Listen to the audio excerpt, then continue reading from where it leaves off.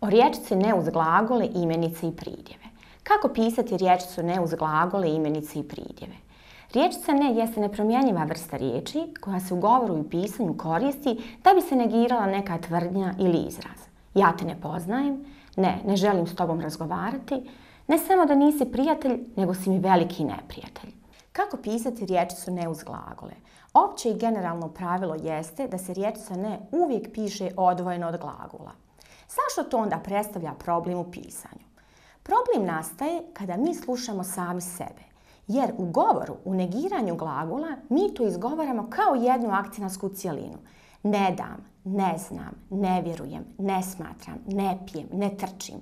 To je jedna akcentska izgovorena cjelina. Mi to nikako u prirodnom, u spontanom govoru ne možemo i ne izgovaramo ne znam, ne radim. To ne funkcionira tako. Ali u pisanju apsolutno moramo voditi računa da nam to budu dvije riječi. Problem je upravo u tome što mi slušajući sebe želimo zapravo preslikati svoj govor u pismo.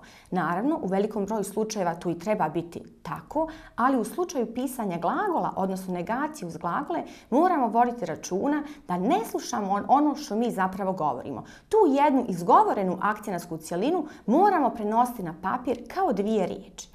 Naravno, sada ću se vratiti na izuzetke koje sam na početku spomenula. Radi se o enklitičkom obliku prezenta pomoćnog glagola htjeti, njegovom naravno odričnom obliku. Pa je normirano i uvijek treba pisati sastavljeno neću, nećeš, neće, nećemo, nećete, neće. Isto tako negaciju glagola biti, odnosno njegovog enklitičkog oblika gdje rečica ne zapravo postaje ni. Nisam, nisi, nije, nismo, niste, nisu. Također glagolski oblici poput nemoj, nemojmo, nemojte pišu se sastavljeno. I glagol imati javlja se u odričnim oblicima kao glagol s koji je srasla riječica ne. Nemam, nemamo, nemajući, ali i u oblicima gdje se riječica ne piše odvojeno. Ne imati, ne imao, ne imavši. I još bih voljela napomenuti jednu grupu glagola kod kojih je riječica ne vremenom srasla, tako da se oni zapravo i ne posmatraju kao odrični glagoli, nego glagoli koji imaju svoje osnovno pozitivno značenje. Na primjer, glagol nestati i nestajati u smislu iščeznuti. Glagol negodovati u smislu izražavati neko nezadovoljstvo. I treći primjer, nedostati, odnosno nedostajati u značenju manjkati. Molim vas, ovdje moramo voditi računa o kolokaciji i kontekstu. Jedno je nestati u značenju iščeznuti, a jedno je nestati u značenju ne zaustaviti se. Snijeg je brzo nestao s ulica, dakle snijeg je brzo iščeznuo s ulica. I primjer, to dijete nestaje po cijeli dan, to se dijete ne zaustavlja po cijeli dan. I još jednom, riječica ne uz glagole generalno uvijek se piše odvojeno i voditi računa o primjerima koje sam navela gdje se tu riječica ne piše uz glagole. Kako pisati riječicu ne uz imenice? Riječicu ne uz imenice uvijek pišemo sastavljeno. Zapravo sada tu riječica ne postaje prefiks i radi se o prefiksalnoj tvorbi imenica gdje se tim prefiksom ne zapravo negira osnovno značenje imenice uz koju stoji.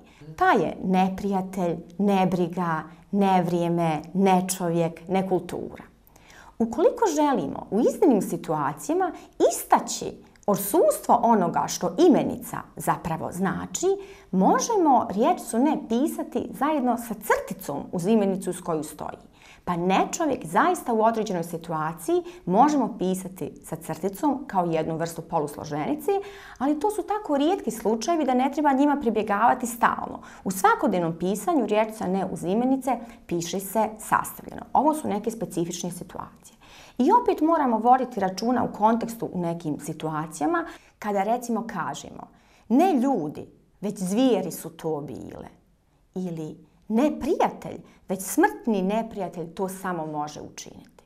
Kako pisati riječicu ne uz pridjeve?